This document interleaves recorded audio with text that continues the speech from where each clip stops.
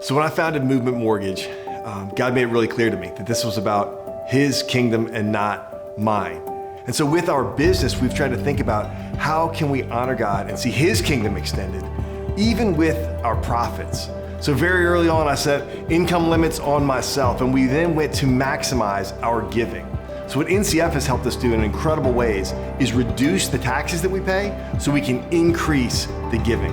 Every dollar that goes out our door at Movement is either to pay taxes or is distributed out and through a foundation. The partnership has been incredible, and we've now been able to give, over $1 billion in stock and cash gifts, both domestically and now around the world, to see kids receive hope that they wouldn't have otherwise received. What we think about a lot here is we have 5,000 people that make up a community.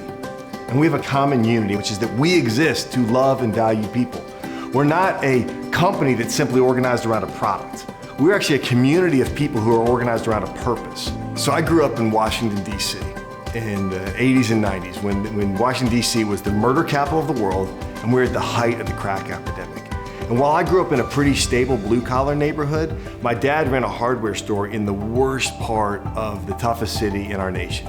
So I got a really close firsthand look at the struggles that the urban poor face each and every day. When I looked back over the impact that I wanted to make, my heart was immediately drawn to those same kids that I had grown up with, that I had seen, and the real struggles that they have that are largely unseen in America today.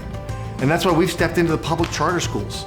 We've committed $1 billion to build 100 charter schools, completely tuition-free public charter schools for some of the poorest, most marginalized kids in America today. There's an incredible opportunity in America today for Christ-centered business leaders to step up and express to our culture what Jesus meant when He commanded us to love our Father and love our neighbors.